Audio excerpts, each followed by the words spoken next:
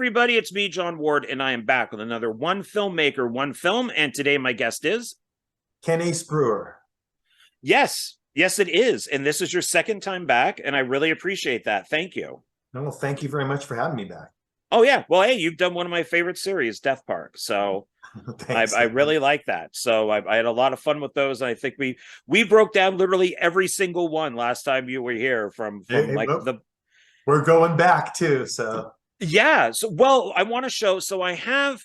You don't have a lot that's actually physical. A lot of your stuff is on YouTube, right? Yeah. Yeah, so I don't have... Well, the beginning is 1 through 6 combined. Okay, we're going to get to that. So okay. What I have here is... you're the one who talked me into doing it. Okay, now, okay, so I thought you might say that. You know what's funny? You misunderstood me. Oh, no, really? But here's the thing. Mine was the lazy way. Yours wasn't. My suggestion was just take 1 through 6, put them all on the timeline, and hit render. Oh, okay. That's what mine was. You went through the effort to re-edit, to put them into different places, to do this happened yesterday, this happened before. You added new footage, you added new music. You went way beyond my laziness of just putting them all onto one timeline. And doing that, so that's, and I was gonna it's right here. So and it was pretty coherent, wasn't it? Yeah, I think it worked out. Yeah. So yeah, this is it here. The difference in quality as it goes up. You know what I mean? The last the last 45 minutes is really good. The picture compared to the rest, but we did the best we could. Yeah, and I think it works. So if people are wondering where they can, if they want to see, 1 through 6 as one film, you get this. If you want to see them individually, then you can go to the YouTube channel. Maybe we'll stick that on streaming. I'm sure they'd probably take it. Yeah, I think so. Really? Yeah. Okay, we'll probably do that. The only thing, they're both the same picture, though. Yeah. That's why I don't need. I give those Death Park 6s away to people when we go. Whatever I've got, I just give them away. And it's nice you signed my copy here, so thank you. I appreciate that. Yeah, and I thought it was great when you did this, because it's like, oh my God, somebody actually listened to a suggestion of mine. Yeah. No, I thought it was a great idea, and it turned out really good.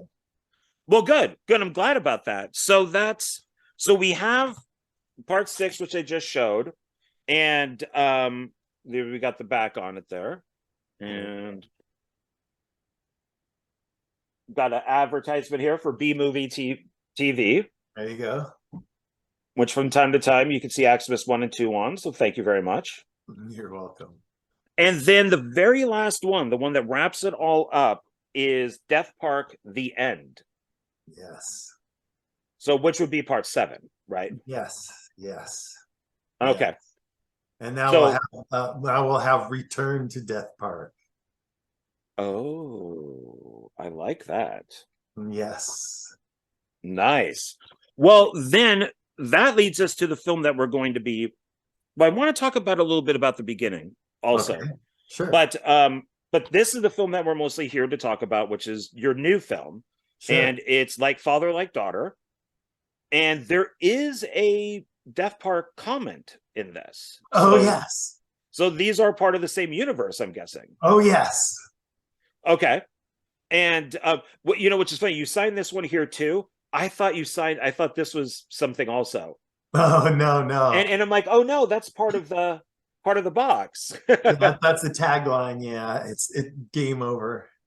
Yeah, because just like I thought, yeah, thanks, John, your name, and then it's game over. I'm like, oh, that's a cool thing that you wrote down there. And then I realized, oh yeah, no, it's part of the box.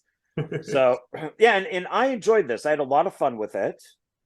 And it's 69 minutes, which is perfect. So it's and yeah, I really Livid Media. He really got its back. And I did notice that you, who's one of the main people in it, is wearing your Even Hitler Had a Girlfriend t-shirts. Oh, yeah, yes. So so tell me, how did you end up since you didn't do it the lazy way and you actually put effort into it, how did you put this together? Like, what were your thoughts for Death Park at the beginning? I just figure I'll just use all the death parks, and just like I said, because they did, when you look at them, they begin where the other one left off, you know, like Phantasm. That was the whole idea of each one. And so it's very simple for me to just go in there and cut this and cut that, make it just one steady film. It was just really simple. I cut out all the shit I didn't like too. So it was nice to be able to go in there and get rid of all the shit I didn't like. And it still came out to about an hour and a half. It did. I wrote down the actual time. It's 1 hour, 25 minutes, and 22 seconds. Yeah, that was great. Which, is that your longest film? Yeah. Right. Yeah, so that's... And from the beginning of it, it does say that you added new music and deleted scenes. Yeah. So, okay. So that's... Yeah, I kept all the parts, all the deleted. And so I clipped away some stuff. I added something that I didn't add before, because I went in and I seen, oh my God, I had a completely different take of this. And so I went and I exchanged that take with the other take, and it just made it look a little different if people noticed. But, you know. Oh, that's nice. Yeah. Yeah. That's kind of like what the Cobra Kai did with when they would show that flashback to the Karate Kid. They used different angles and all that type of stuff to make it a little more fresh. Because it's there, you know. Yeah, you might as well use it. So and new music. So was it all new, or did you just put in some extra stuff? Just a couple scenes, a couple of things where we had we used a Goblin song, and I had to go in and over it. In part 2, there was a quick like background music, and they caught it at YouTube, and so I went in there and I edited it out, and I added a different song. Friggin' YouTube, man. Yeah. I swear I love them and hate them at the same time. Yeah, but then I was worried, you know, because I'm thinking if I'm going to sell this on DVD or stream it, I need to get rid of it anyway. You know what I mean? So. Yeah, it was really weird. Is I had a film that was unlisted. I had Meat Oak Massacre 4 there, which does have nudity, and it sat there for a year, over a year, 2 years, nothing on YouTube. And, on YouTube as unlisted. Yeah. And then all I did was change one thing, like, oh, I got the date wrong. It's this date, not this date. Changed it, saved it. Next thing I know, boom, they got me for nudity. Really? Yeah.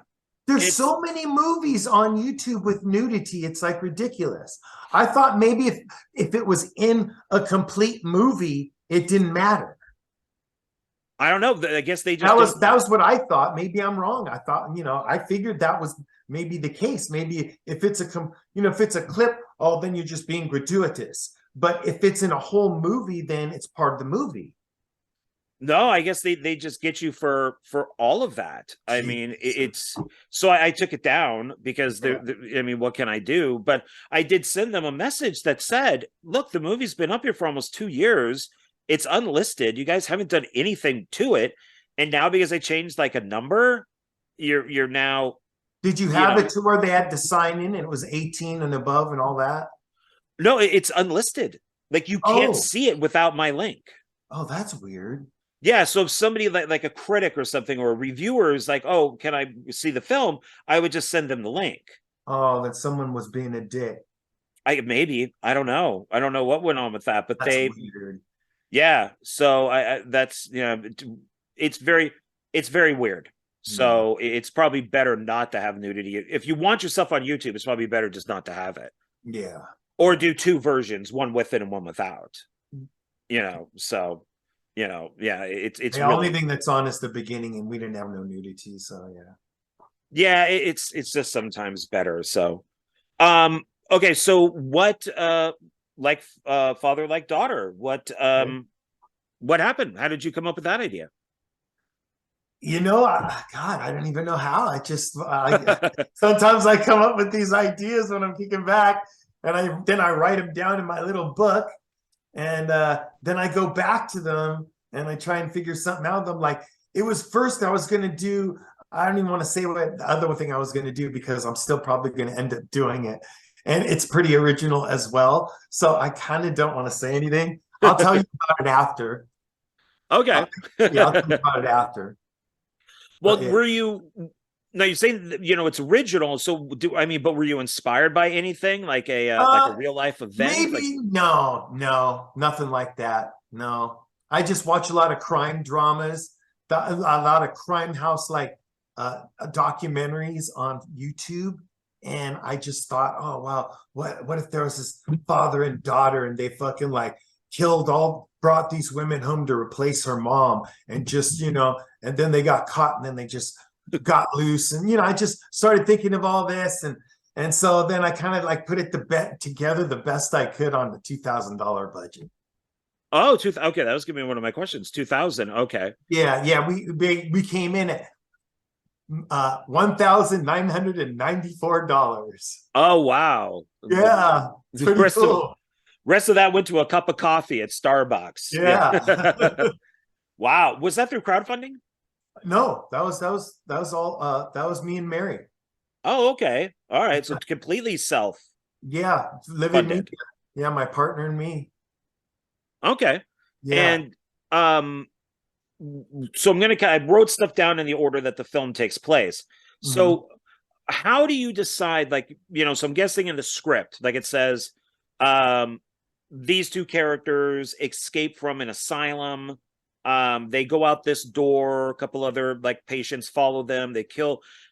Now, what's in the film, you see it's most likely a back door that kind of goes down this little alley thing from a business. Yeah. I was watching it going, okay, I get what he's doing and it works because it looks like it's the back door of the asylum. How do you figure that out? Like, you have it written in your script and you're like, okay, I want the Arkham Asylum or something, but I can't afford that. How do you pick that narrow place with the little door? Where did you find that? What were your That was my old see, I just moved my business to another another address. So that's my old business. I was still there at the time. And it was my shop, my water store. And so out back, it was all by itself. And I go, I'm moving from this place. So fuck it. We could get blood all over. I don't give a shit outside. Fuck them. And we just fucking shot it with the blood coming out of his fucking, the pen and all that shit. Poor guy. I mean, poor guy. He's just doing his job. That's that was our drone camera guy. Okay. Yeah. So I wrote something down about that. So you had a lot of, it looked like just on the tripod shots. You had some moving shots, handheld, and then you had drone. And I noticed in the credits that there's you and then a couple other people are listed. Yeah. Is the drone new to you? Yeah. You love that drone. Yeah, we kind of overdid it, I thought, a little bit. I think it works because it's such a wide, empty area. Yeah. Where it's not like Death Park where there's a lot of trees and stuff in the way. But it helped with transitions so much. Yeah, because it worked really nice when you've got somebody who was up here going down a trail and then somebody else is coming in over here and it's just one shot. It's very steady. It's not, it's not jiggly or anything. And her going after the weapons, like the first time when she grabs the pipe wrench and holds it up like that. That is such a great scene to me for some reason. It really came out good. Yeah, now this may be the one you're referring to. There's one shot that I really like where it's one of the Rangers and she's the drone or the shot is right on top of her and she's hitting him repeatedly. And then it just pulls back and widens. And it's just her kind of laughing. Yeah, that's she stabbed it was Larry from Death Park, the guy who got the hatchet. Okay. Yeah, that was a great shot. I really liked that. His face and everything, the way it was he was really good. He died great. It was a good scene. How did you do the sound with the drone shots? I just linked it, and then we shot the same thing with the camera. And it was easy to pipe it together to, just cut the sound in from the regular. I just cut from the regular shot and cut in the drone footage instead of my footage. It was really easy. So for that one scene with the ranger down and she's stabbing him, you shot the drone, but then you also shot just like a regular camera shot. Yeah. I was to the side with the camera, and I think I might have just been filming sound, because there was a couple times. No, we couldn't film sound, because if we filmed sound, then we would pick up the drone. So we had to do it after. Or I might have just cut in laughing, and she was stabbing him before, and I might have just cut in what he was saying before. I'm just really good at editing the sound now. I'm getting really good at that, and I enjoy doing that. So, you know, I was just, I took a lot of sound from different places. Gotcha. Okay. Yeah. All right. Okay. Yeah, because I was curious about that, because I noticed that you mentioned, I think you mentioned sound in the credits. It like was the just microphones? Yeah, it was just the DD microphones. That's a new company. They've been around for like 4 years now, maybe.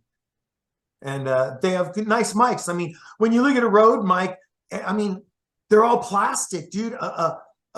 This is a nice steel microphone that's rechargeable, and it's adjustable. It's got noise cancellation, 2 levels. It is a fucking nice microphone.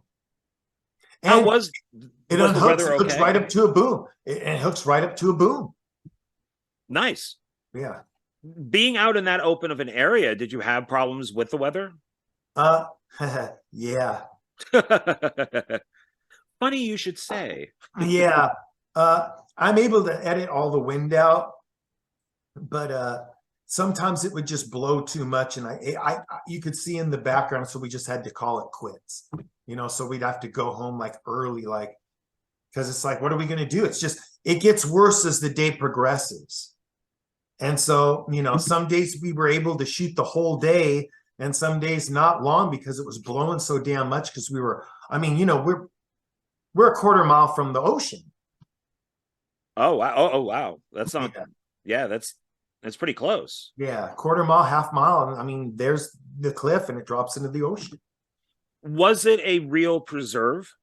Yes. What did they do? Did they have any issues with you leaving blood on the ground? We would clean it up.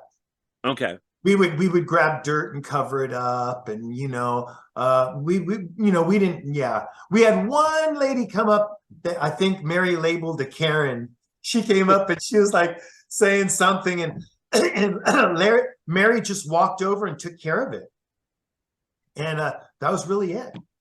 Yeah. Somebody just butting into your business. It's like, you know, we know what we're doing. Yeah, like, I don't know. She said something stupid, and Mary's just like, oh, well, we're students and we're just filming this for that, and blah, blah, blah. And that was it. Oh, okay. All right.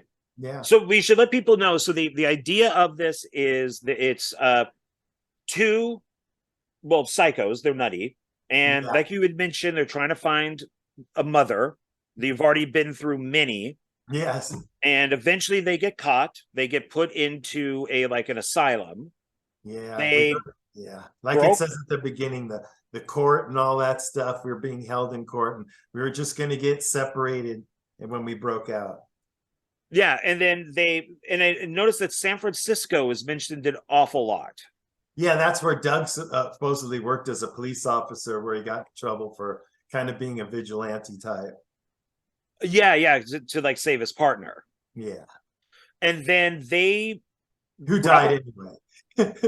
We're doing every cliche we could. Surprised you didn't put in I only had a week left on the job, and this is what happened to me. So they kill 2 people, they take their car, and they end up at this nature preserve. We just thought we'd take a break. Yeah, and then they just start killing people. That's what they do. That's their thing. That's their kink. Is, you know, and they just start doing it. And you're one of them. So, you know, I gotta question you. You play the killer a lot in your films. Because I'm the guy that's always gonna show up, you know, and then I don't have to pay anyone. So a killer's pretty easy. It's not like it's hard acting, you know, and I'm really reaching. I think I had maybe a couple scenes. Well, I guess I had a pretty good amount, but I don't know. It wasn't like Tracy's really good. You know what I mean? In her scenes, you know, the tour guide. Yeah, that's Tracy Burr. Oh, yeah, she's really good. She got the and credit. Yeah, yeah. Well, she was good. I mean, God, did you see the way she threw that accent out and everything? And she was grand in that, man. So many, yeah. Go on. Let's go. Yeah, and that's so. How did you come up with? Because at this preserve, there's different groups of people. So how do you figure out, like, oh, okay, we're going to have a tour going here. We're going to have like people sightseeing for birds here. How do you figure all that stuff out?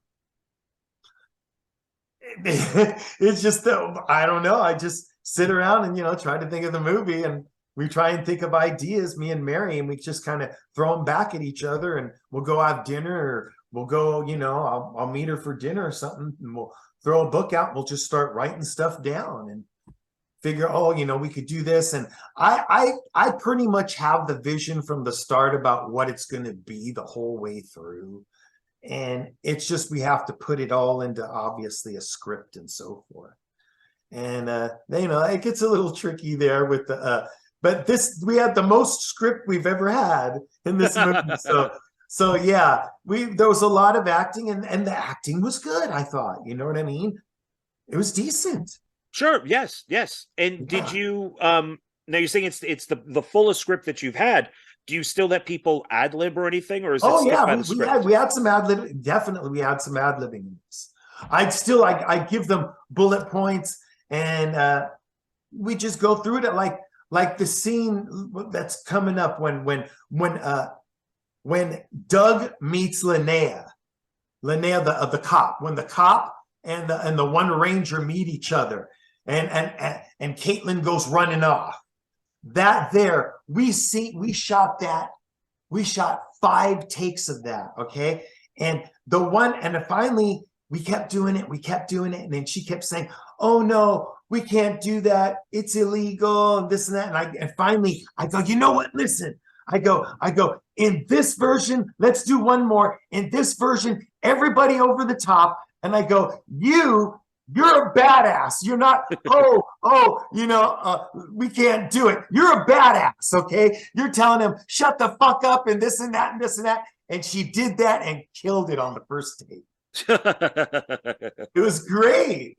She's good. Linnea is very good. That was her first movie. She's done some stuff with Jen Nangle. And yeah, I know her, yeah. Yeah, this is her first feature film, and she was great. Her biggest flaw, she left the gun in the car. Yeah. She left the gun in the car, and that was a pretty big gun to leave in the car too. Oh yeah, that was one of his guns.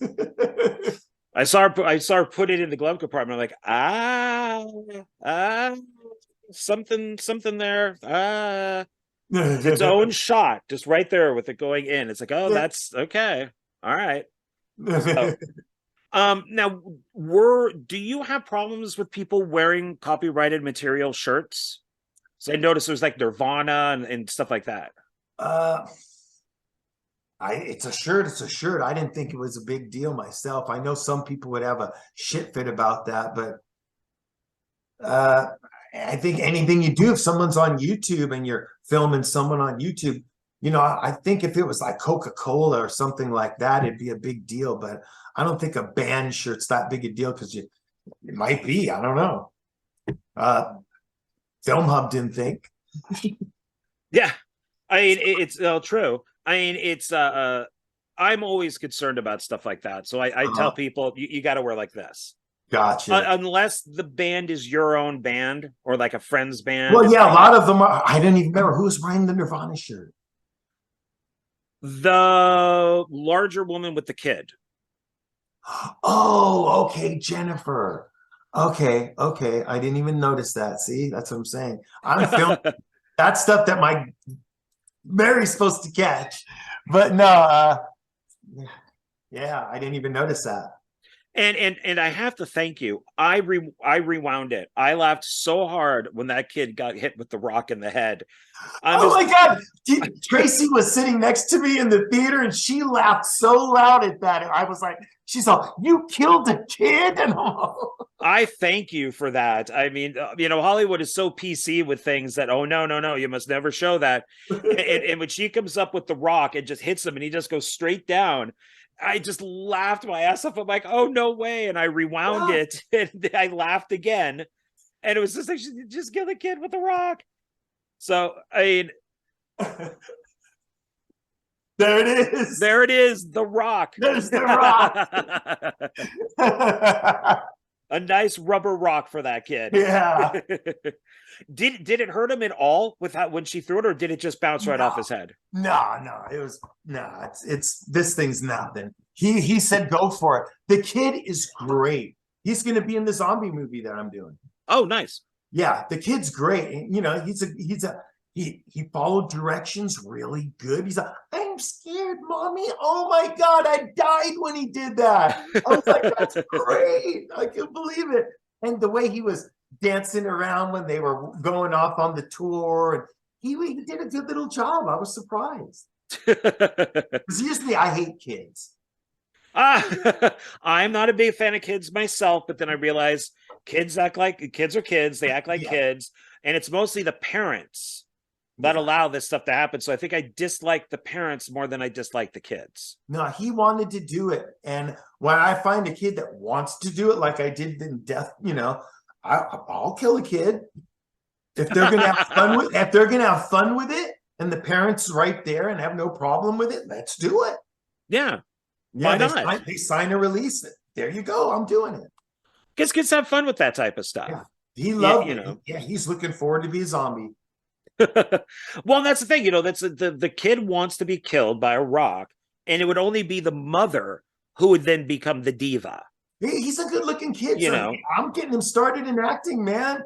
Then I'll have a little lead actor 10 years from now.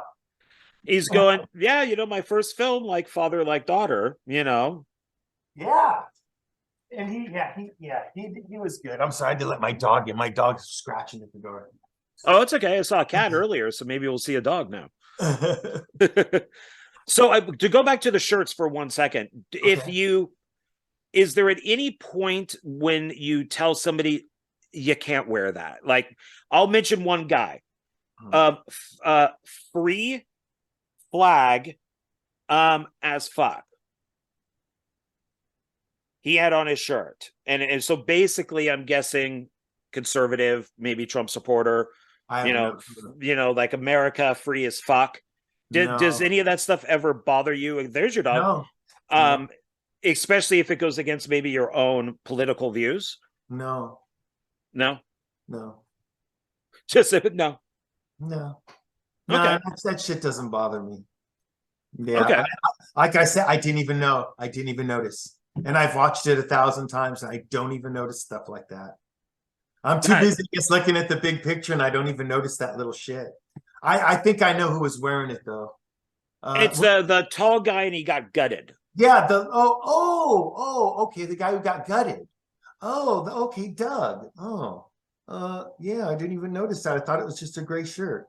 Okay. See? I mean, maybe I'm totally wrong, but I don't know. My eye goes to those type of things, and it's weird. So no. It was weird because we had someone else that was supposed to be in that movie in a couple parts, and we told them for weeks ahead, you got to come, you've got to, this is the day you're going to be there. And they showed up, and I told the girl, no makeup because we'll put the makeup on you. And she comes totally white-faced with the fucking all the makeup on, and her boyfriend's wearing the fucking striped pin suit outfit, and it's like stand out like fucking a turd in a punch bowl, and it got pretty bad. And finally, another actress walked up to me and said, this shit's, because other shit started going on with them, and she goes, this shit's going to go on all day, just tell them to go home. And I walked over and I go, you know what, if you want to go and I told them to go. And then what sucked was we had to go back and refilm all that stuff that we had filmed for the first 2 hours because I had to send them home.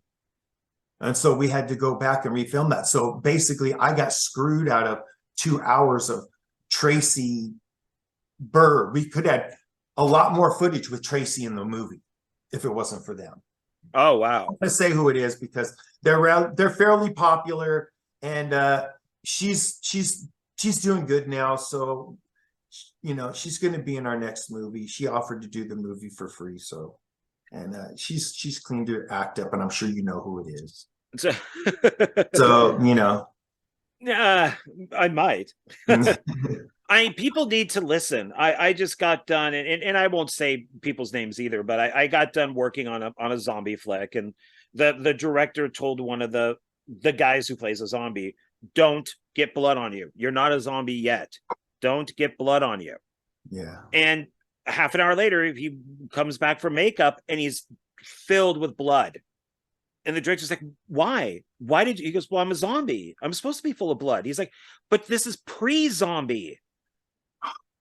And so it's like, what do you do? The guy, it's like you only have one outfit. Yeah. Yeah. And it's all white. It's like a scientist lab, coat. And it's like, okay, so I guess he's not pre-zombie anymore. And it's like people don't listen or they don't think.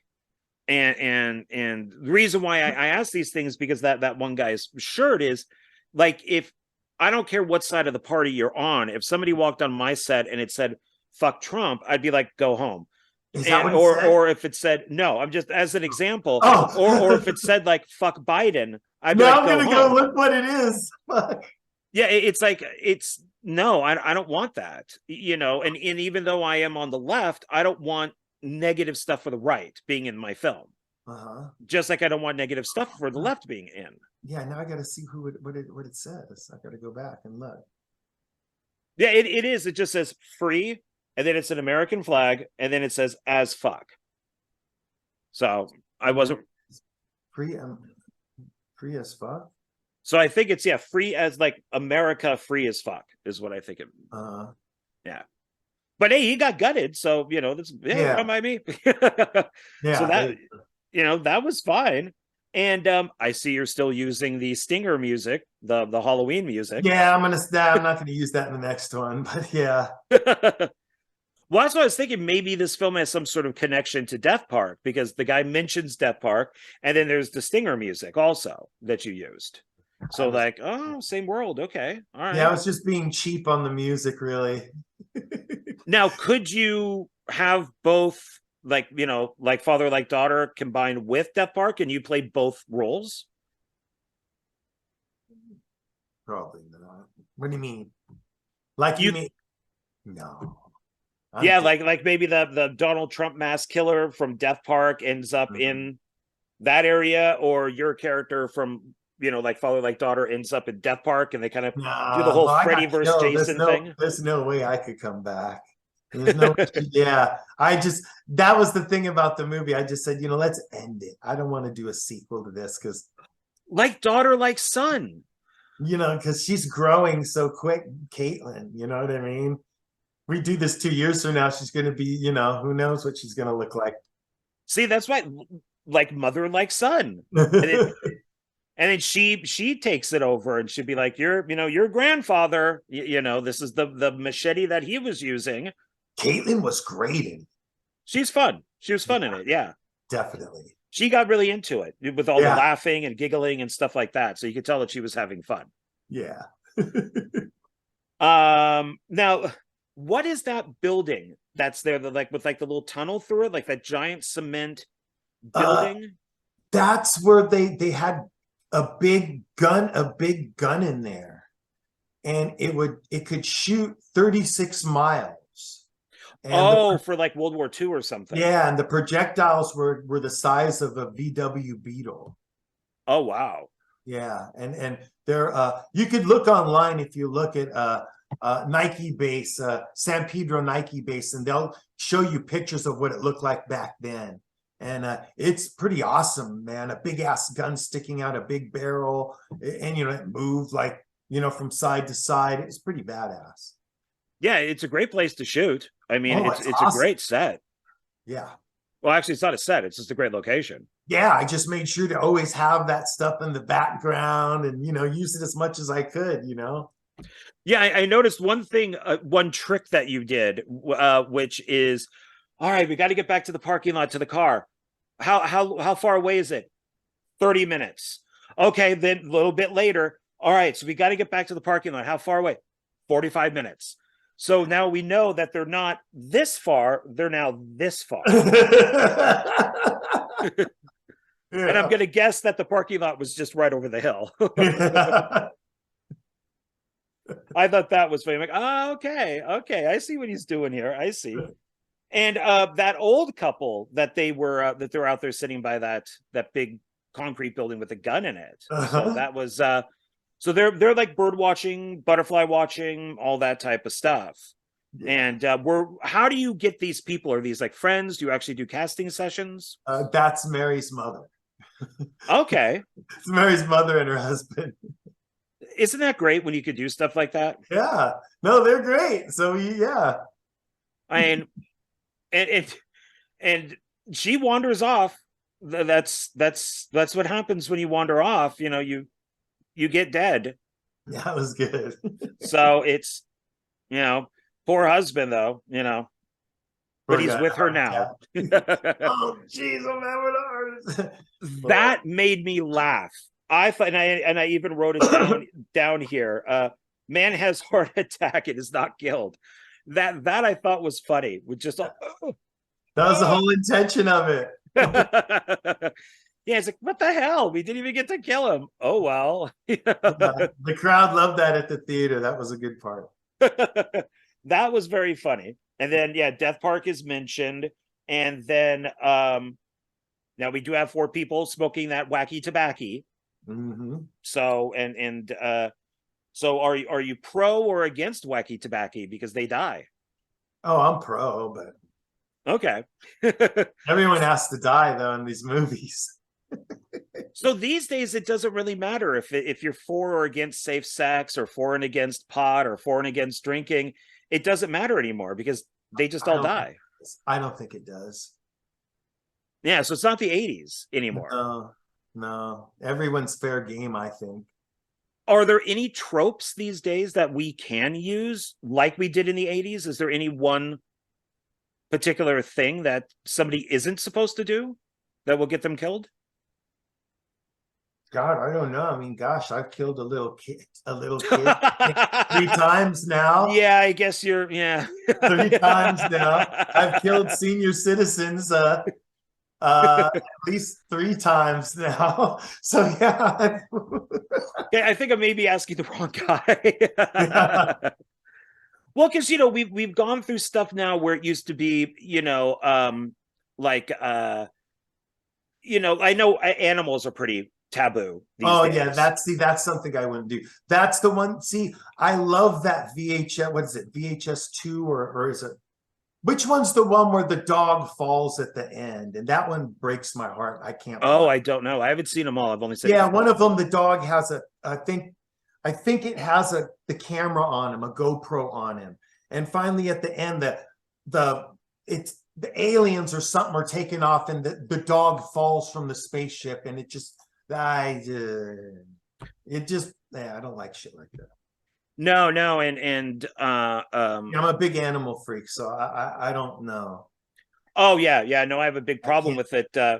Jonathan Moody and myself were reviewing The Conjuring, and in The Conjuring, the dog dies, but he dies off screen. Like at night, he's barking because you know there's something in the house, and then the little girl, one of the sisters, comes out and finds the dog dead. He has like a chain because they've left him outside with the chain on, and he's dead.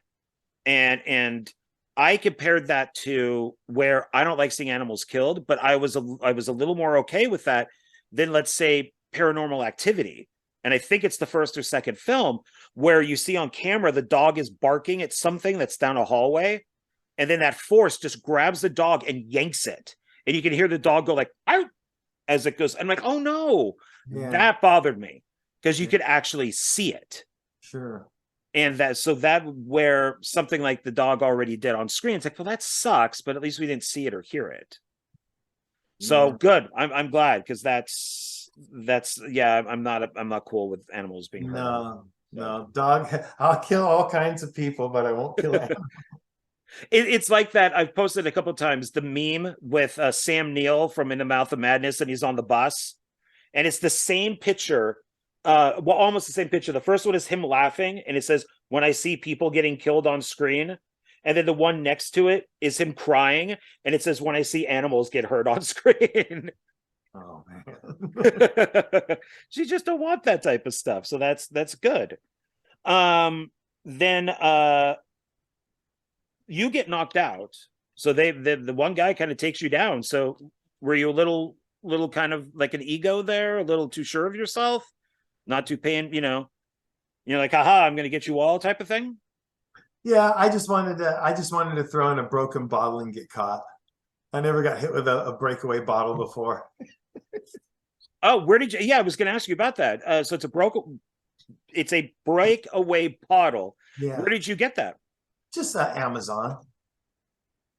You just look up like breakaway bottle, and it's right there. Yeah, they're like $26 with shipping. Okay, did it hurt at all? Yeah, no, not at all, man. So rubber rock doesn't hurt. No, Glass bottle doesn't hurt. no, Man, okay, all right. Yeah. So you're doing pretty good. No injuries then. no. What about the weapons? Are those real weapons? Yeah. Moving like, along, like the knives and stuff. Yeah, yeah, like the machete and stuff like that.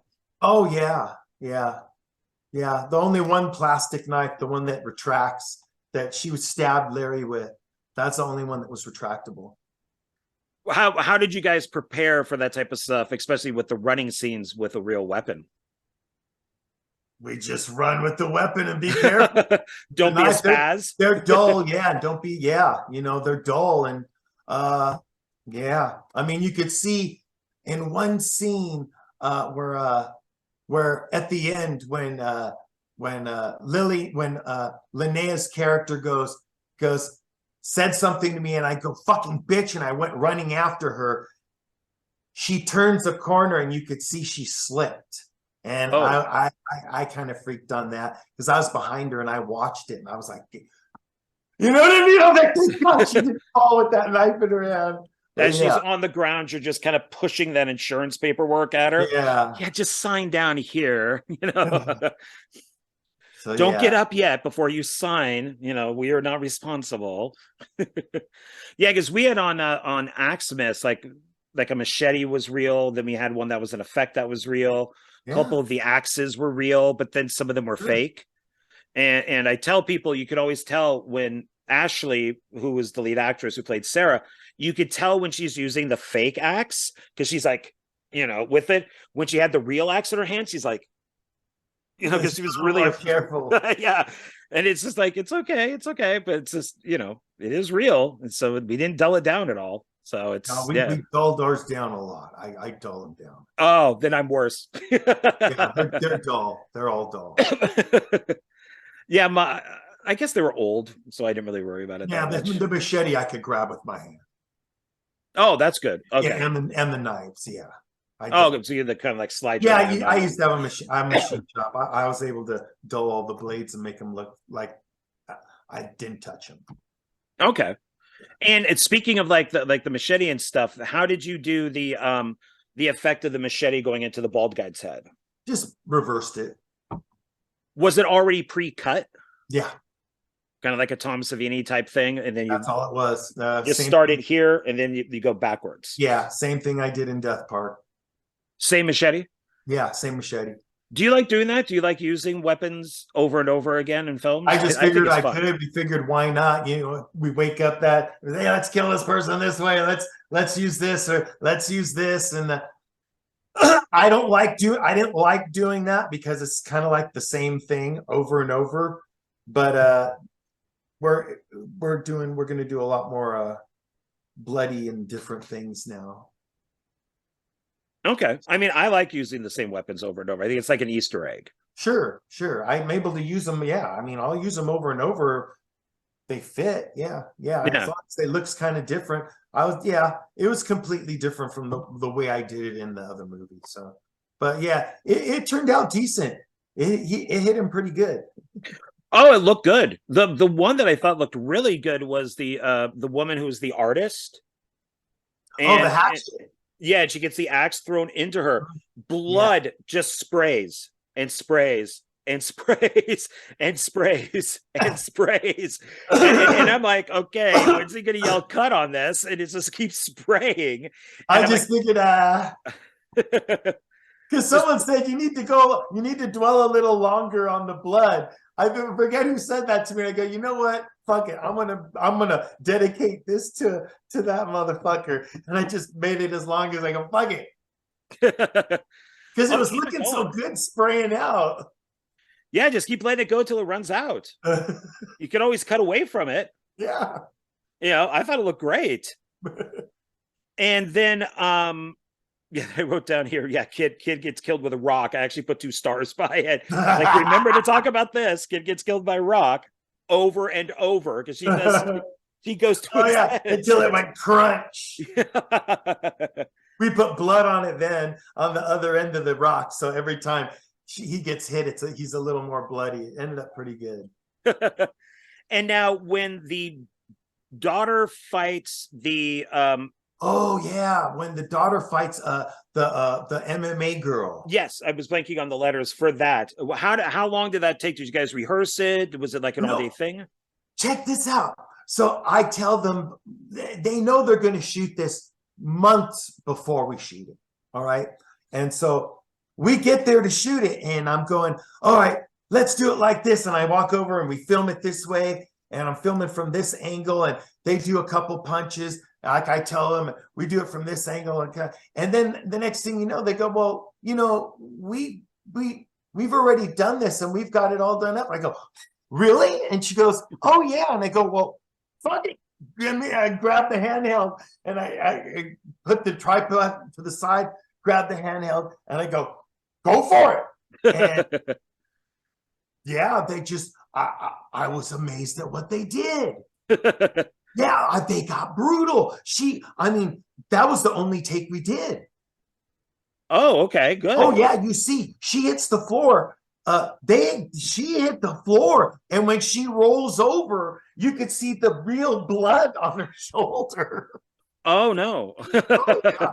They went for it, man. They got harsh. I was like, whoa, I couldn't believe how harsh they were. And I go, well, they practiced this out. Because she grabbed her and took her right down with the leg. And I'm like, what the fuck? Oh my God. And then she tried to stab her, and I'm like, oh my God. Then she threw the knife away. And I was like, this is great, you know? Just keep going. Just keep going. Keep going.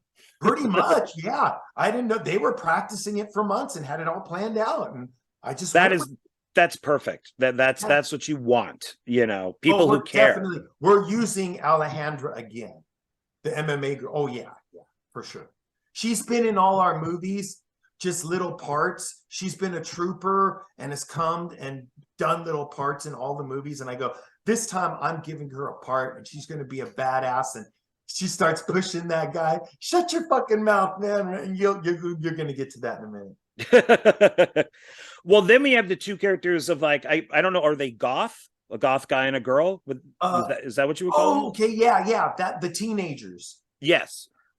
Those are teenagers. Yeah, that's the girl who got killed on the trail at the beginning, where Caitlin just started stabbing her over and over. And then me and Kate, I punched her, and then the first kill at the park. Okay, yeah. Yeah, that's her daughter. Oh, okay. And her boyfriend. Okay. Yeah. So, and Maddie is great. She's a little mumbles kind of, but with the mic, we were able to pick everything up, and she's got a good look, and her acting is actually good. She just needs to enunciate a little bit more clear. And so I'm definitely going to use her in Death Pick. She's going to be one of the evil chicks. She's going to be a bad guy. Do they normally look that way? Is that their normal dress? Yeah. Okay, so no wardrobe problems there. No, no. Now, what is that little kind of shack thing that the daughter puts the weapons in? Oh, that's And just they a that was just a little guard shack for at the naval base there. what is it used for? I At the was trying to Nike figure it base. out. It was just a guard. You'd come up, and I guess there used to be a gate, that dropped down. Oh, they would just sit inside and Yeah, move it up and down. yeah. Okay, I got you. Because I'm like, God, what is that? It's not like a restroom or Yeah, there's a anything. picture somewhere online of what it looked like back then. Yeah. So that's like a whole naval area. Yeah. How did it become a reserve? Do you know? Geez, I don't know. It's nice down below. I mean, there's a couple places where we shot where it was beautiful, but we didn't film much of that because just it was either facing the wrong way or Did you have much problems with that, with filming in certain directions? Like we don't want to see a parking lot, or yeah, a little bit. I mean, it's a pretty open space. I just didn't want people to see the houses that were close by on a couple sides of us. It's like they could have just yelled and said, "Hey!" and people would have said, "Hey," and so well, we can't have that. Yeah. I always love that in movies when they're obviously filming guerrilla style and the person looks in the camera or smiles, or you see somebody down on like a sidewalk a little bit away going, Oh, because there's nothing you can do. You don't have permits or anything. So, okay. And do you mind if I give away some of the, I mean, we've been talking about the kills, but do you mind if I don't care. Okay. So once again, I did LOL, as the young people say. And when the goth, the way they died, huh? Goth guy takes the hammer back, hits her right in the head, and then pulls it forward, and she just drops. And I'm just like, ha! You guys got some good kills in there. Yeah, I thought so. I'm trying to make it a kind of dark comedy. Like, I want people to laugh, but I want it to be kind of serious in tone, but laugh. I'm kind of going for a Hatchet vibe.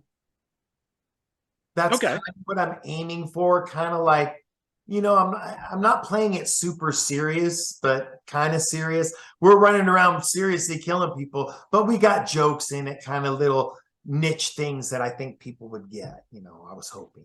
Well, now you had mentioned with Death Park that you had some problems with like people and stuff, like not involved in the filmmaking, but like just people in the park and all that. Oh, did you have any issue besides like the one woman that you said was kind of Karen?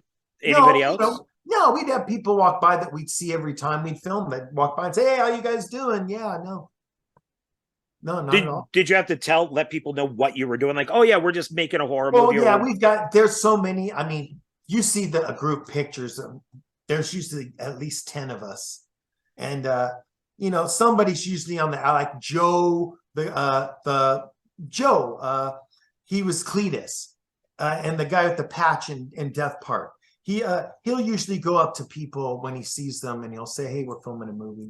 If they come walking up, he'll rush up to them and say, "Hey, we're filming a movie, so don't freak out," and blah blah blah. And no big deal. People are just walking, just taking a walk. Everyone's really cool. I've never had a problem with anyone. People, "Oh, you need any extras?" And stuff like that. Oh yeah. So yeah, no. I'm just trying to take my walk and somebody's head got cut off. Yeah, no, nothing like that. No. Another day. No, most of the girls and the women, everyone's really kind of nice. So yeah, just that one lady, and I never seen her. I was filming, and Mary, I didn't even see the woman. Sometimes the people that aren't involved in the film that are around you in a way can help. On Meat Oak Massacre 4, I kept ordering pizzas for everybody, and this one guy would always come to the set because we were shooting at a bar. And one time he just goes, do you need any help? And it's like, sure, it's free help, why not? Guy ended up being there. He came by every night. He did sound, he worked on lights, he did everything. See that? And it was just because he's just like, I'm really interested in what you guys are doing. And all this guy did was deliver a pizza. And then he became part of the crew. Now he's in the credits. There you go. That's what I was going to say. Yeah. At least he gets credits, man. He's on IMDb. Yeah. So no permit issues, no nothing like that? No. But you had to get permission, I would imagine. No. Oh, no, you just went and shot. Yeah. Oh, see, I'm thinking it's a preserve. You'd probably have to talk to somebody. Nah, we go on a Sunday. Who's working on a Sunday? Look at you and your ways. Same thing we did at the park. We didn't get no one's permission. We just went and filmed. That is funny. Yeah, I've never thought about getting permission. We're going to film a zombie movie up the street, something, and I'm not getting permission. We're going to go film up there for an hour and split. That's funny. That's yeah. I mean, I've filmed at my apartment complex without permission, and I didn't even think about it. What are they going to say? They're going to come and they're going to say you got to go. Right. That's all they're going to do. They're not going to give you a ticket. They're not going to, you know what I mean? More important things. And for them to come and bust somebody filming, there's so much other shit going on in LA and, you know, here right now that's the least of their worries. They're like, okay, yeah, we'll get to that. Yeah. You'd be lucky if they show up 6 hours later. It's the truth. Yeah, that is true. Yeah, true. Well, that's good, because when I tried to film out a preserve out here, and there was like a laundry list of things you can't do, and it's like, yeah, this isn't worth it. Yeah. Oh no, we just went and filmed it. So yeah. Maybe I should take a page from your filming book. So just go film it, man. What are they gonna change and just change the name of it in the movie? Who's gonna say anything? Right. If you're not filming the name of the place, and you know, what are they gonna? I don't see what they could do. I really don't. Well, yeah, because I was doing a shot for a short I did called Skull Evil, and it's a skeleton on the ground by the dumpsters, and it's in like a position and it has clothes on. And in my shot, I could see that there's a cop car, and all of a sudden, as I'm filming, two cops get out of the car and walk up to me, and they're like, "Well, what are you doing?" And I'm like, "Oh, I'm a student, and I'm doing a photography project, and so this is for a class." Sure. And they're like, "Oh, okay." And they walk back to the car, and I'm like, "But wait a minute, I pay rent here. This is private property. You know, I could do what I want. Yeah. You know, I should, the cop now, maybe if they were a little concerned that I had the cop car on film, they were being recorded, you know, that maybe that type of thing. Like, you know, we'll just wait until we're gone." But it was just like, wait a minute, I live here. You know, I can shoot here if I want. Yeah. So it's yeah. You seen Ed Wood with Johnny Depp, the movie Ed Wood? Yeah. Yeah. Remember? We don't gotta. It's the police. What are we gonna do? Run! You know, they don't have a permit. Just run. What? You know. They got the shot they wanted. Yeah. So that's very true. It's very true. Maybe I got to be a little more risky with stuff. So yeah, all they could do is tell you to leave. If you've got a little tiny crew and I don't think it's a big deal, you know. And especially the distance that we were out. Actually, the two girls getting killed in the bushes, the hot chicks. One was Doug's wife and her sister. They got doing the selfie. I came up on them, dude. She screamed like a banshee. All right. Well, dude, the park rangers stopped and watched the whole thing from up above, and I'm thinking to myself, "Oh Jesus, they're gonna come and they're gonna say something." But we're way down. They'd have to climb through all kinds of shit to come down. They sat up there and watched, and then they drove off and left. And I go, "Reggie, check in your drone and go down and see if they're leaving." No, they're driving out. They're leaving. I'm all, okay, cool. It's like, do we want to fill out the paperwork? No. Yeah. All right, let's go. Yeah, because we had this is also on Skull Evil when we were shooting at night. It was all of us. Like my whole crew there was probably like 10 of us there.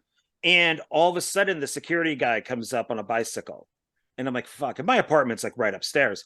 I'm like, fuck, okay, damn it. And I'm like, okay, hey, man, you know, this apartment is vacant. We're not disturbing anybody. You know, we're just shooting a movie, you know, like a short film. And he goes, I don't care. I just want to watch. Oh, okay. Yeah.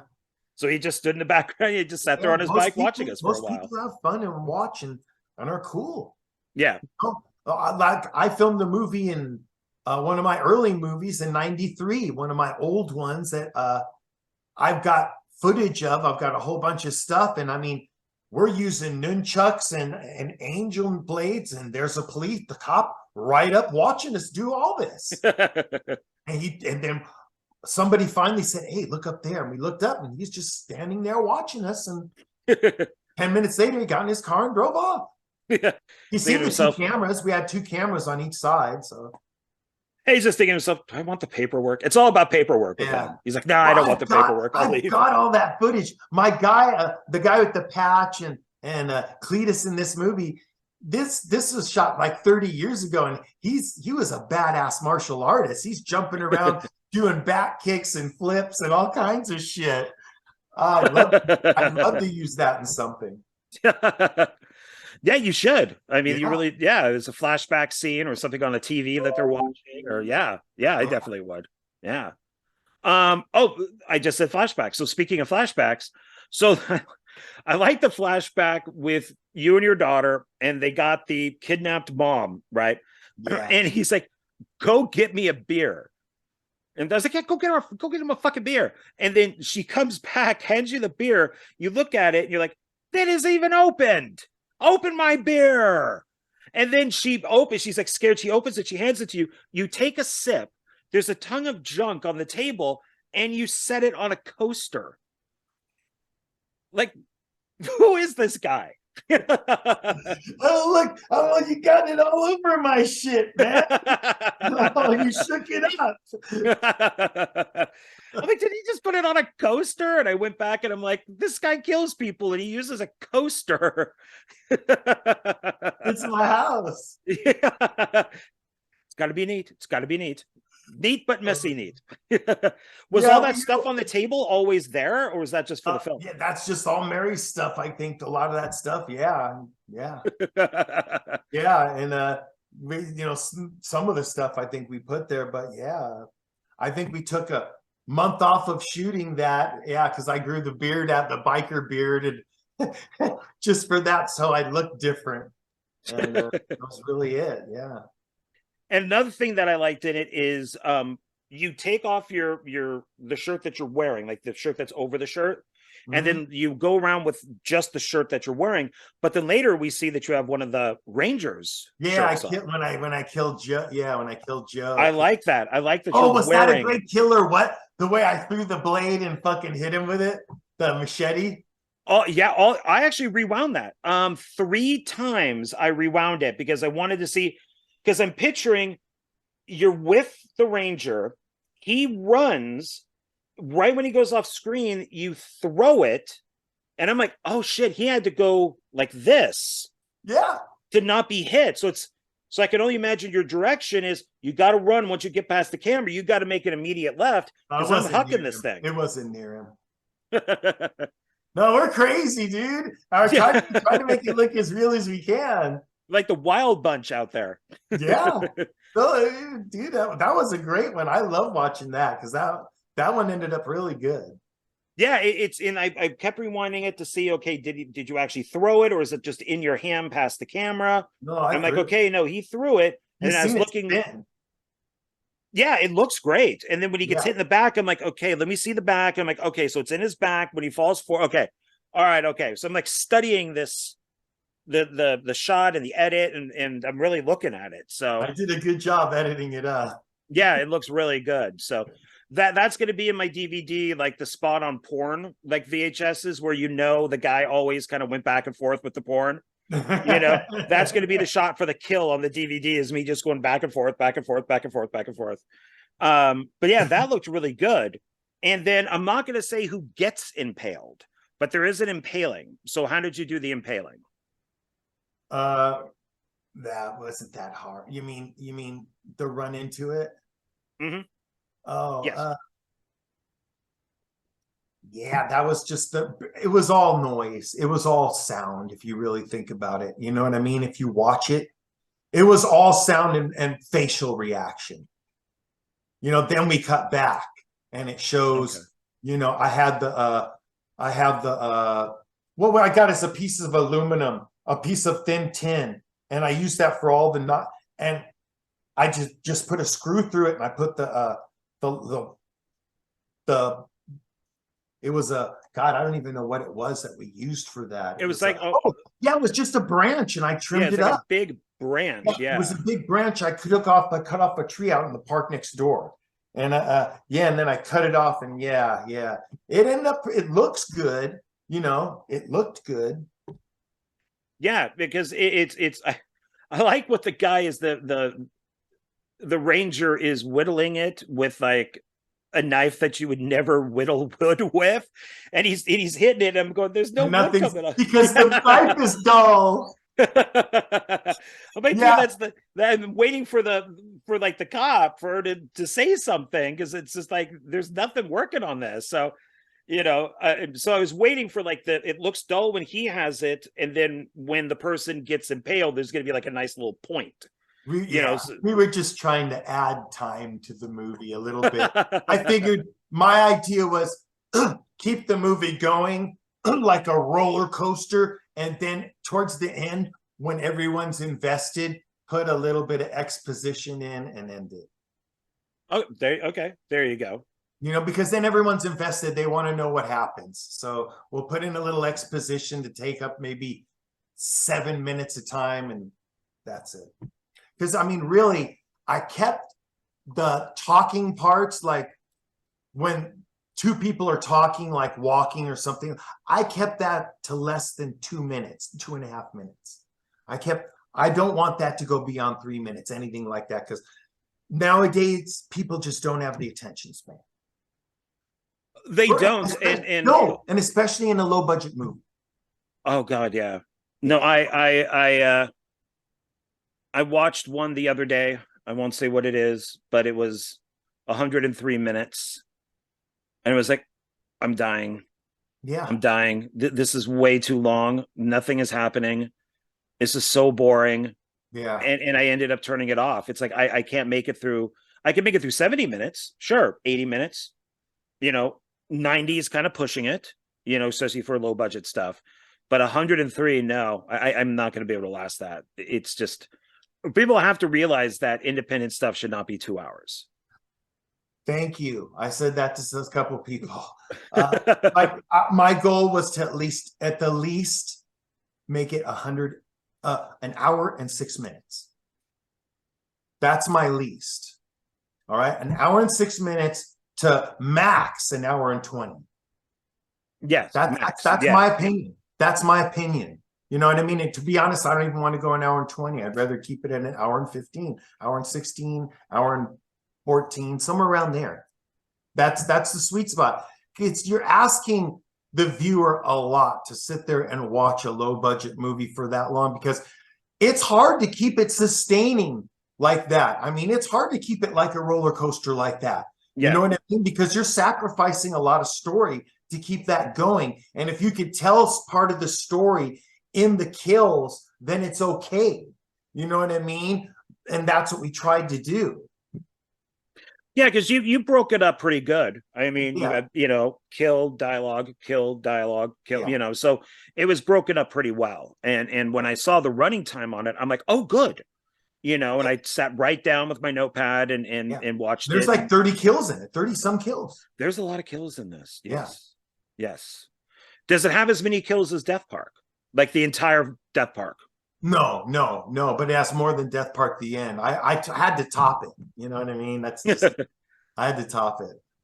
I've said now that it's going to be difficult for films, especially maybe those kind of in the middle movies, to be really gory because of Terrifier 2.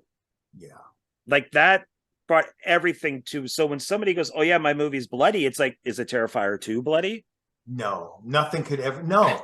I haven't even watched it and I know it's not. You know what I mean? I don't want to watch that. I loved it.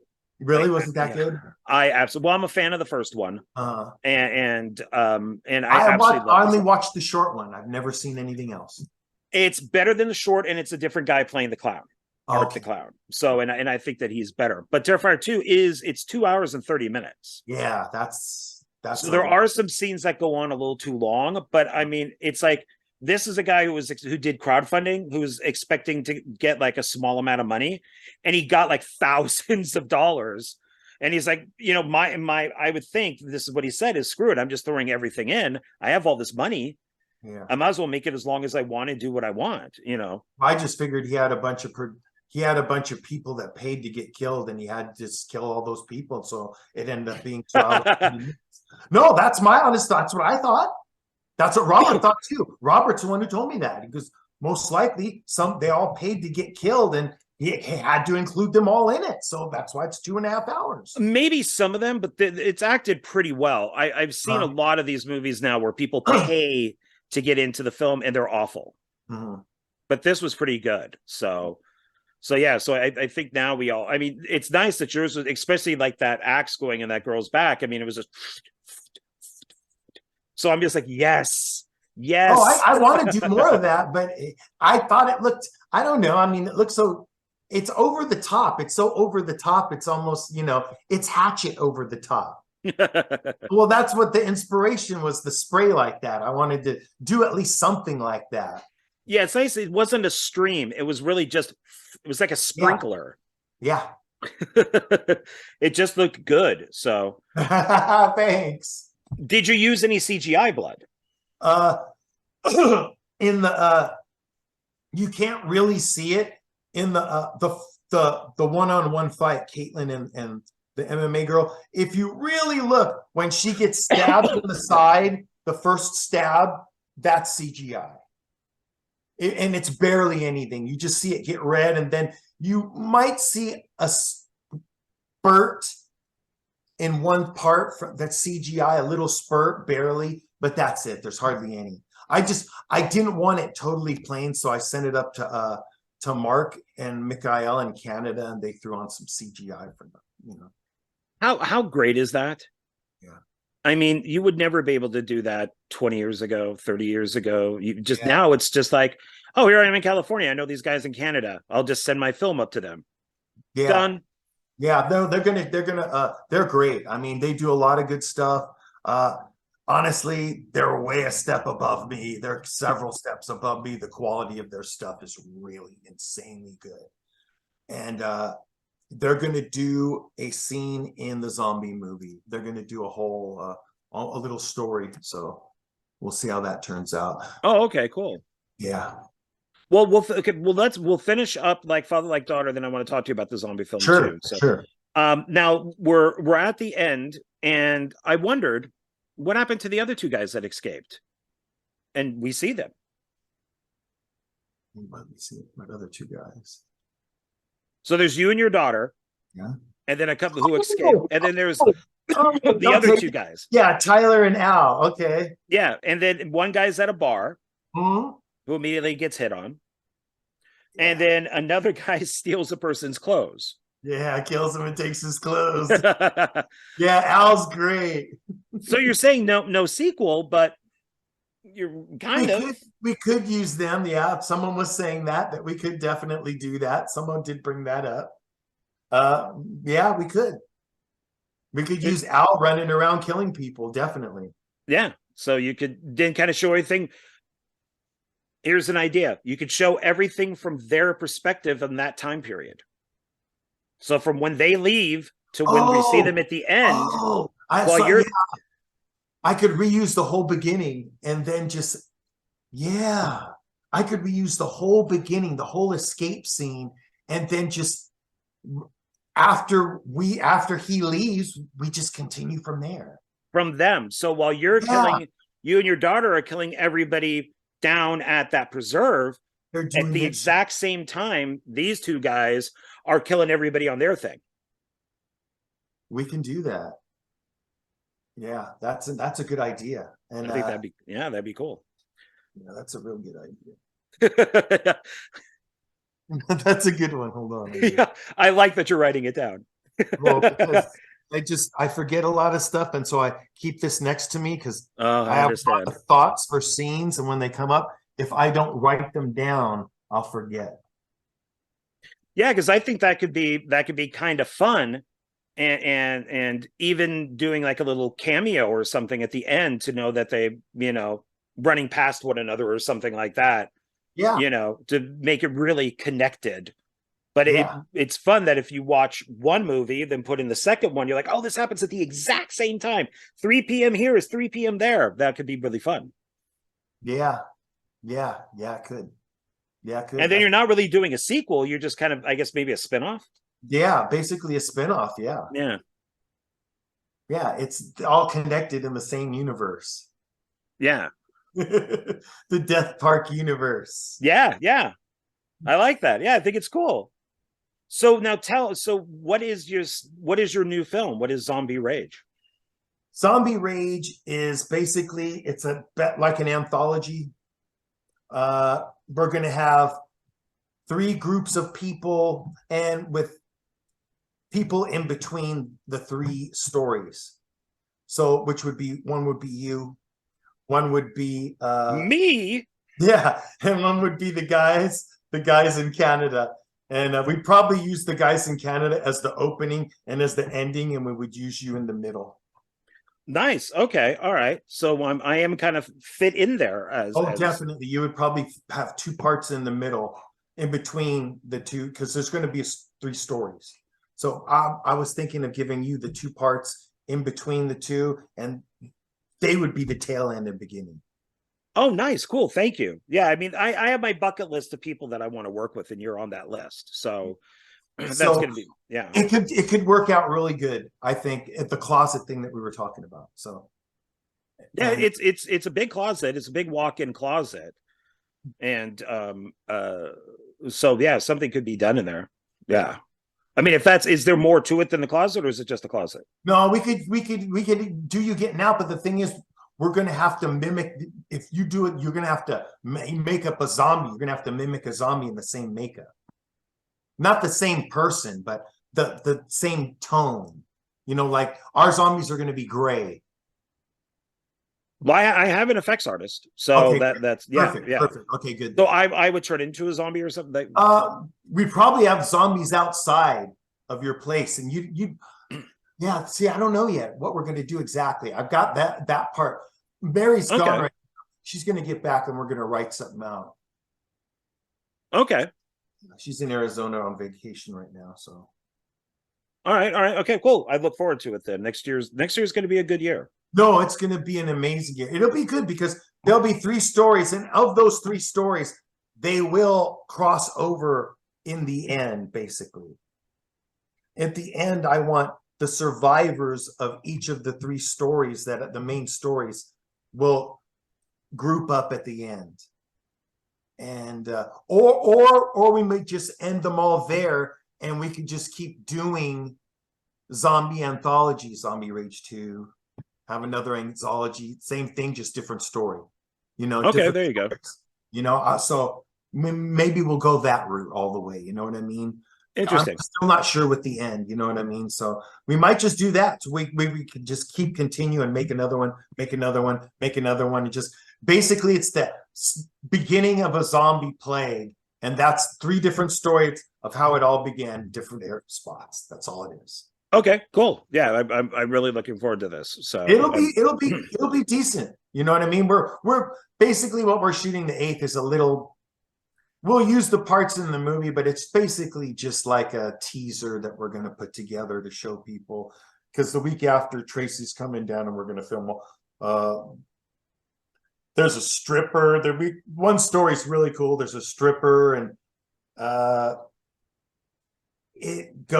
a bachelorette party, and Doug Waugh plays a stripper, and things go bad. Let's just say that. Wait, Doug?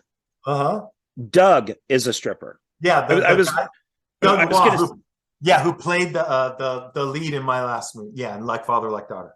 I was going to say that you had me at stripper, but Doug is a man. Yeah, it's a male stripper. It's a bachelorette party. Okay, I like the bachelorette part. Yeah. So okay, well, you got to use something for the ladies every once in a while. Yeah. Not everything can be for the men. Yeah, so, he'll be the only male in that story. Oh, okay. Yeah. All right. Okay. Yeah, because these days having good-looking women. Yeah. It's all planned up. We got all the women together. We got everyone together. So nice. Yeah, it's you. I think you got to mix stuff up from time to time. So it's you can't always do bachelor parties with female strippers. No, it's a You got to do bachelorette party. bachelorette with a male stripper from time to time. Bachelorette for Tracy Burr. Yeah, yeah. So yeah, that's nice. Okay, I dig. Okay, I can Yeah, dig she's that. got to be the lead. She's the best actress of the group, so she's got to be the lead of it. So Okay, all right. And then anything else coming up? my dream project. Well, we've got 2 coming up, which I'm excited about. Besides Zombie Rage, after Zombie Rage, we're doing Death Bitch. Death Bitch is a Death Wish vigilante film with a female lead. Okay, So it's we're gonna Death have, Bitch. oh yes, we're gonna have a female vigilante running the streets, killing people. Okay, Yeah. What type of revenge is it? If can you say? She's gonna get fucked up by Mike Ferguson's gonna be the heavy. Oh, he's heavy. Oh yeah, he could be a heavy. He's gonna be the lead bad guy. It's kind of a mixture of, I'll tell you, it's a mixture of, let's say, Death Wish 3 and The Exterminator 2.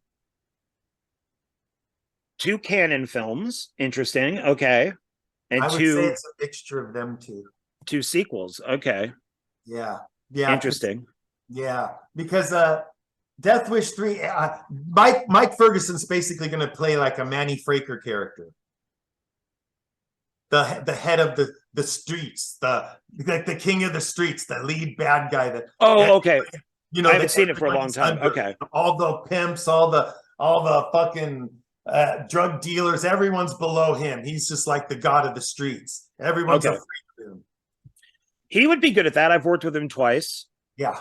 And a friend of mine goes, is that how Mike is? Because he watched the film with him in it. And I go, that's Mike. That's Mike 100%. Cool. You Mike is cool. You kind of just let him go. You let him do what Mike does. And he'll do what he tells, he'll do what you tell him to do, but he does it in a Mike way. And I like that. I thought that, and so I've had 2 good experiences with him. He's done a lot of fucking bigger, dude. He's done a Seagal movie. Really? Which one? Fuck, what was the name of it? I just watched it 2 days ago, dude. His name was Jinx in it. Yeah, he got his foot broken, dude. It was brutal, dude. Oh man, the name of it. Well, that's pretty good. You can't complain. No. I still watch Seagal movies. Yeah, he's all. Yeah, we talked to Mike at that premiere, and he's all for it. So he's as long as I'm not a child molester or something like that, I'm down for it. I'm Uncle Cool. Oh God. So that's where he draws the line. Yeah. You can murder people, you can be a drug dealer. I'm the same thing. I'm the same way. Yeah, I don't want to, like, even if I have somebody get raped, it's going to be implied. You know what I mean? I just don't want to film that shit. So, and she's probably going to get something bad is going to happen to her, our lead, and she's going to be hot. I already got the poster all thought up and ready to go. So I'm really looking forward to doing this because I've always wanted to do an action film. And this is going to be a really violent action film, like almost horror, you know what I mean? So it's just something I wanted to do. So it's kind of my dream project. Okay, good. Well, it's good to have one of those and finally been able to, to do it. So and to have Mike Ferguson, that's exactly who I want. And to talk to him and have him want to do it, I was like, yes.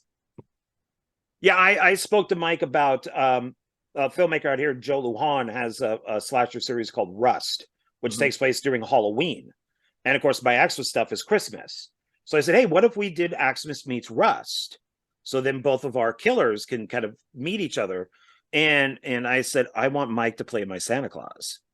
And I want him to be like the Arnold Schwarzenegger, where he's like got the cut off shirt, like it's right here. He's got the tattoos, which he already does. He's got like the big Goldberg cigar. And Santa Slay.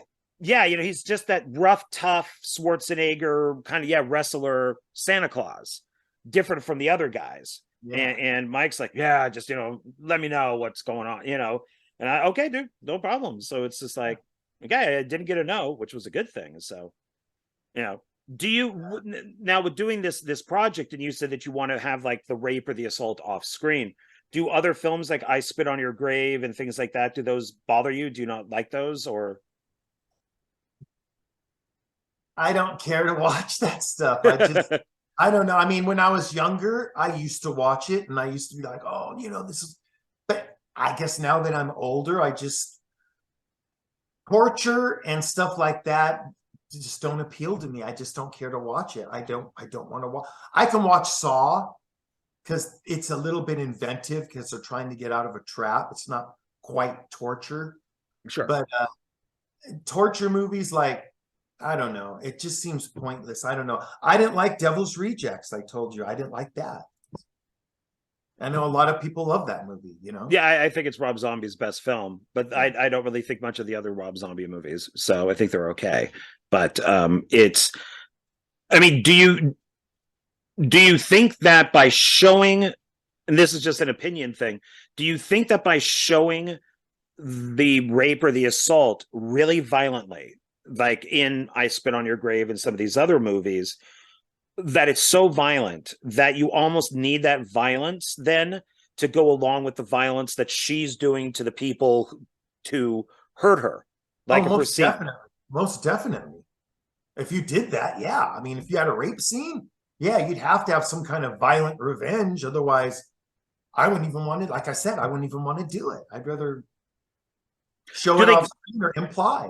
Do they kind of balance each other out in a way? I don't think. I really don't think there's really any need to do that, really. I mean, you could show them smacking her around or punching her out or something like that. But when it comes to the I don't know. I don't know. So you could have something like woman goes into hotel room, guys follow her, beat her up, beat her around, bruise her up, and all that stuff. And then right before it gets really nasty, like he like pulls her shirt off. Death Wish 4. The beginning of Death Wish 4. Oh God, I haven't seen those. The girl walks down into the parking lot and those three guys jump on her and beat the shit out of her. And they're wearing the pantyhose over their faces. And they're like, they pull her out and they start punch her and knock her out. And they're about to rape her. And the next thing you know, they look up and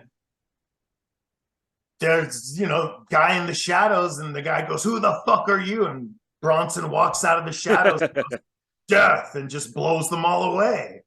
My favorite. I still love Death Wish 2.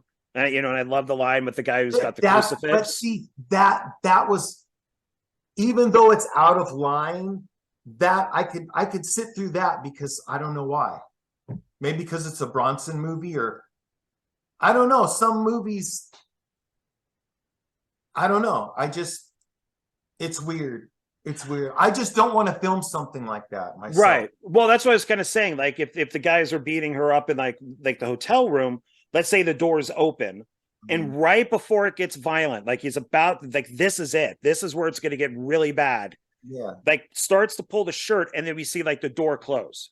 Yeah, that would be perfect. So you're not seeing really any of, you're seeing some of the violence, like a small amount, but it isn't like we're going to take a broomstick and shove it up you like we've seen. No, but it's implied that that she's that they're going to do that. Yeah. Then you cut back to later where she's on the bed, she's bruised up, the clothes are torn, the room is a mess. Yes. And okay, so it's still that type of scene, but it's done better. It's not. Yeah, I just don't want to show the deed. I don't want to show that. Actually, you know, I don't want her sitting. I got a problem with women. Just, I don't know. I can't watch women cry or get beat like that. I don't know. It's just me. You know, I have a feeling that a lot of people think men like that stuff, and we don't. Yeah, and it's something that imply. Yeah, and that's what I don't want to imply, that I like that shit. Yeah, I mean, it's because it can get bad. Sometimes it's done better than other times. So.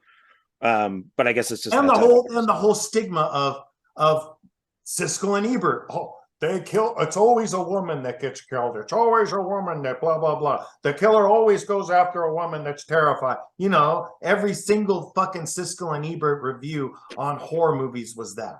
Right. You know. Yeah, I mean, they hated all that stuff to begin with. When they did like it, was very strange when they did. Yeah, You so know, I don't think we've never done anything like that in any of my movies. No. yeah, and people have asked me with AXEMAS, they're like, why is there no nudity and stuff in it? And it's like, I just never found the need for it. And that's the thing with me. I don't want nudity unless it is actually it, like we talked about last time, with Axe Grinder 2. Remember, you wrote it. Yeah. The girl with her tits hanging out the whole way she was running. I don't want it to be gratuitous. I want it to be something that happened naturally. I don't want it to be someone go, oh, well, he just did that to have tits. Yeah, and that was a requirement, for that to happen. And it's like, okay, well, how can I make it happen realistically? Where she's just not sunbathing naked or something like that. Yeah, like I had in Death Park, the girl lift up her shirt for her boyfriend, for the guy with the phone. That was realistic. The other girl, she got shit on. She went to take her fucking top off and rinse it off in the fucking stream real quick. That was realistic. Now, the girl taking her top off at the beginning when they were taking pictures, the model, that was even realistic. There was a reason for it. You know what I mean? No one's going to have sex in the middle of the fucking park. You know what I mean? In the daytime, at least. I don't know. Maybe some people probably do. I know some people dig having sex at a cemetery, so why not? Yeah, no, I think that we're on the same page when it comes to that. So, and I think a lot of guys are in that. So I wish that stigma would go away.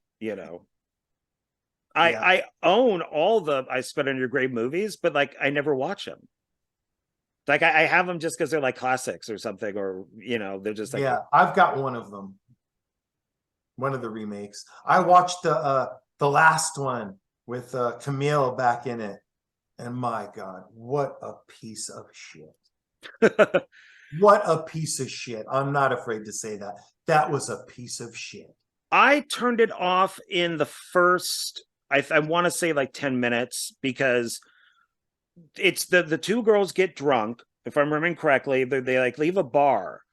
And all they're doing is like criticizing and making fun of men. And I'm like, this is not going to go well. Was that the fat girl? I'm not sure. I saw it when it first came out. The one girl was just such a terrible actress. The lead bad girl. Oh my God, it was just bad. Yeah, they're together, just kind of walking down the street, and if a guy walks past them, they're like, "Oh, he must have a small penis" or something. And I'm like, "Oh no, this is not going to go well. This is not." They're going to say it to the wrong guy, and then that's it. And I'm just going to turn it off. And I've never watched it, never finished it, because you just know it's like, okay, well, it's I Spit on Your Grave. At some point, one of them is going to get raped. It's just like, why am I watching this to begin with? Well, it's predictable, and I don't know who the lead was. That girl, the young, but it's a big stretch to say that she's a big model. I'm sorry. You know what I mean?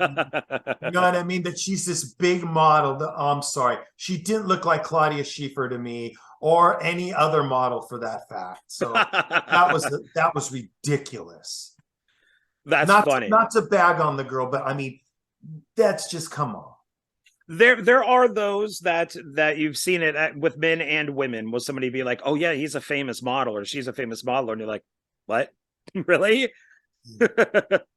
I don't think so. Yeah. That doesn't work at all. So I'm noticing what's that behind you? It looks like you got your poster and a few other things up there. Oh, my DVDs and Blu-rays. So I just put the poster there for now. It's usually on my wall here. I got a wall of all my pictures and my I do the same, autographs and stuff. Yeah. So you got it's the poster for Like Father Like Daughter, and then that's Death Camp 6.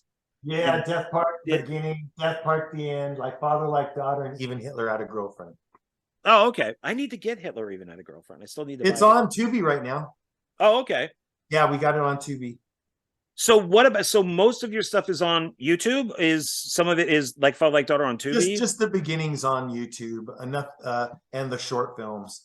Death Park, geez, we're on 19 different. It's getting picked up on so many channels. Death Park's getting picked up by a lot of channels. It's on Mometu. It's on it's on Amazon. It's on Tubi. It's on. Do you know everything that it's on? Yeah, I could look. Because I don't. Yeah, it's on. I keep finding out like Yeah, new things pop up. yeah, it's on a bunch of different channels. Death Park's on, I think, at least 9 different channels. Like Father, Like Daughter should start any day on Tubi and Amazon Prime. Good. Okay, nice. Yeah, any day.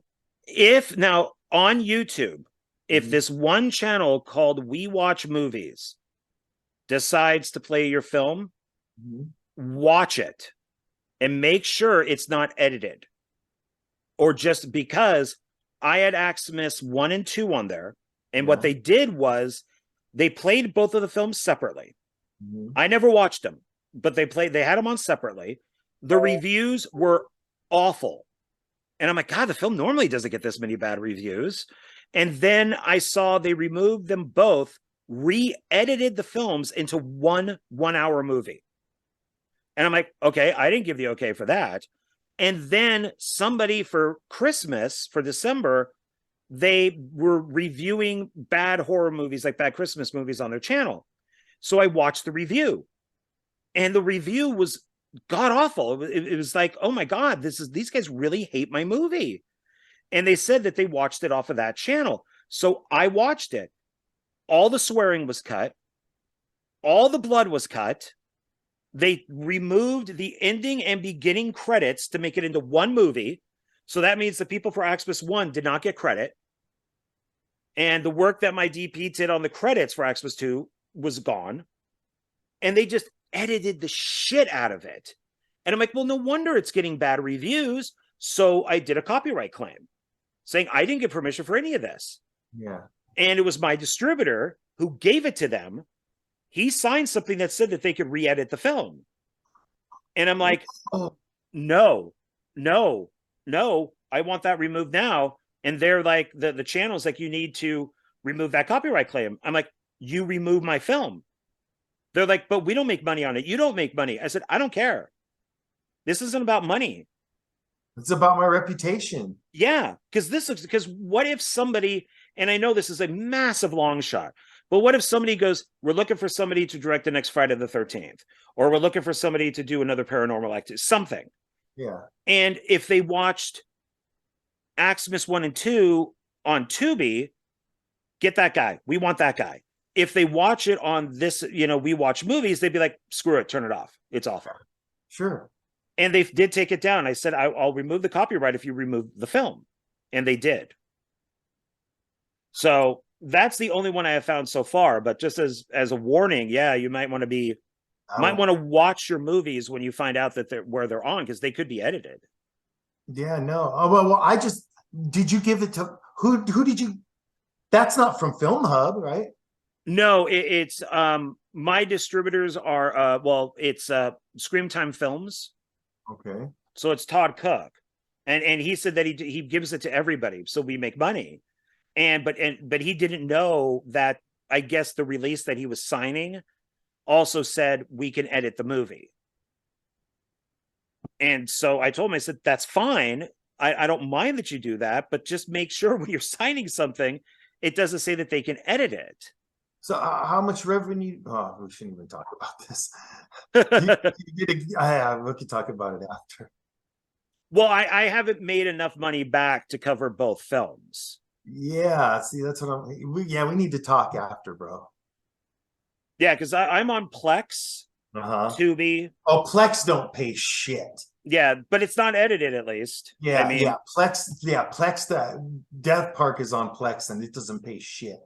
Yeah, Con Tubi TV is another Tubi one. Pays, and Tubi pays.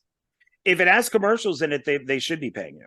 Yeah, Tubi pays good. That's what I'm saying, though. Compared to Plex, I love Tubi. It's garbage. Yeah, they don't pay you shit. Yeah, Tubi pays you decent. Who else? Somebody else just I was looking. We got some good money from. I forget what channel that was. But no, on Film Hub, there's just like they've got like 100 or 200 different, you know, streaming networks that they work with. I mean, you could get on all kinds of station. I mean, altogether, Livid Media stuff's been picked up. All 4 movies. We have 4 movies on Film Hub. They're on 19 different channels altogether. I signed up for Film Hub, but I haven't used it only because Screamtime Films has been distributing it. So I'm like, okay, I don't want to mess with that. You getting good money from it? It's okay. You know, it might, yeah, it's okay. It might fill my gas tank. You know, I get it quarterly. So it's not, you know, can't make a living off of it, but it's like, oh, I need some gas. Oh, okay, good. I got a check.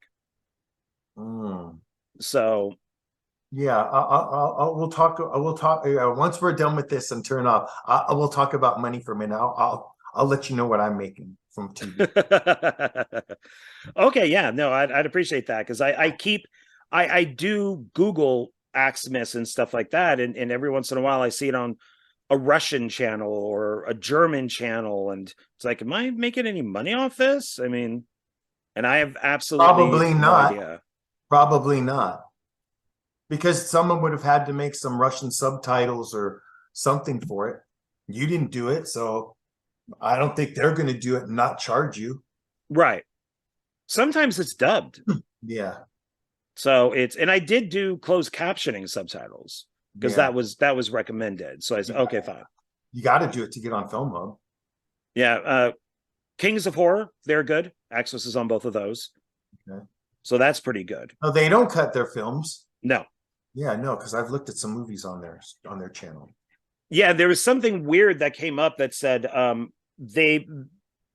signed a contract with them where they would go around YouTube and remove all of like the copies of my film, because they're supposed to be, you know, it's just for them, you know, it's exclusive. Sure. And but I said, you know, well, I want my copies on my channel, and I want Tubi, and you know, so said, you guys, except for my channel, you guys can just have all of YouTube. And they're like, that's fine. And then they sent me back a thing saying somebody claims that they own your films. And I'm like, well, who owns my films? And they didn't get back to me, but they did send me a new contract. So I don't think I get paid for that, because somebody owns my movie. Somebody's claiming to own both films, and I don't know who it is. These are lessons for people out there. So, well, how did that happen? I don't know, because when I put my films up there, when I uploaded them, it didn't say copyright claim or anything. So I don't know. And they wouldn't, when I asked them 3 times, who says that they own my films? I own my movies. They never got back to me. Except that, well, that's weird. Yeah, except that they probably just blew it off. Yeah, maybe they just didn't want to get involved in it or something. But they put up the trailers, and then like a week later, both films came up for Kings of Horror, and so I mean, I'm happy, because at least people, I mean, my films, you know, on my channel may have like 200 views, 300 views, while on Kings of Horror they're like in the thousands. So yeah, sure, definitely. Yeah, so I mean, I'm happy with that. I guess I shouldn't complain. So yeah, exposure. Yeah, so you know. All right, so should we wrap this up then? Yeah. Anything else you would like to promote or tell people or anything like that? Lividmedia.org. You can get all our films on lividmedia.org. Even Hitler Had a Girlfriend, Death Park the Beginning, Death Park the End, Like Father, Like Daughter. You can get posters for some of the movies and shirts and stuff like that. And we'll be adding more stuff. We're going to be licensing a couple more movies. Return to Death Park. We got 3 movies on the slate. Like we said, Zombie Rage, Death Pitch, and Return to Death Park, which see the return of a few people. Some people survived. Somebody survived. And nice. Shady returns from the beginning, Death Park 6. We got Shady back. Different actress. Looks the same though, so no problem. And that's really it. Yeah, I mean, we're probably Yeah, that's really it. Just look for like Father Like Daughter on if you don't want to buy a DVD and want to wait for streaming, look for Like Father Like Daughter on Tubi or Prime Video in the next couple of weeks. It should be starting. And Okay. follow the Livid Media Facebook page and the Zombie Rage page. There you go. So yeah, so lots of stuff. So with stuff that you're gonna be selling from coffee mugs. I'm a big coffee mug collector. Were you be Oh, doing really? coffee mugs? Oh, we could do that. Yeah, I was thinking about making a Livid Media cut. I love coffee mugs. Yeah. Yeah, we can make an Even Hitler Had a Girlfriend mug too. Yeah, I think Yeah, coffee mugs are great. I mean, really? it's yeah, I have like 20 of them. Oh, well, heck, then maybe we should make some and put them on the website then. We'll look into that.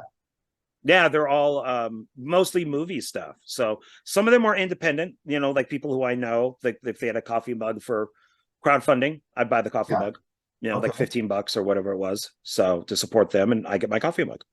Cool. Yeah, there you go. So looking Yeah, no, forward that's a good idea. I'm gonna. to they're so easy to make You too. know, I listen to you. Well, they're simple. They're really easy to do.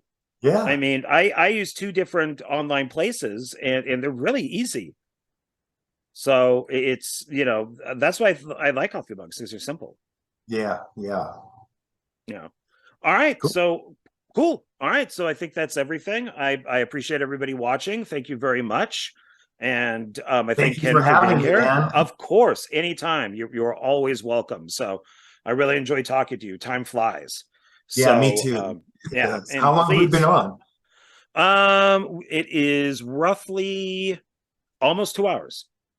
Oh my God, again. Oh my God. I thought you were just gonna say an hour. Oh my God. No, I do keep an eye on the time because I don't want us to go too far over because I know, everybody has stuff to do. So I don't want to take up too much of their time. But yeah, No, I it's enjoyed roughly 2 hours. So yeah, so this is a good one. So yeah, thanks everybody for watching it. And yeah, one filmmaker, one film is back. So even if it's only once a month, maybe once or twice a month. So just matters what I can do and who's available. So all right. So thank you, Ken. I will see you soon. I'll talk to you soon, and I'll talk to everybody else. So bye, everybody. And I will see you on the next one. Bye. Bye, everybody. Bye.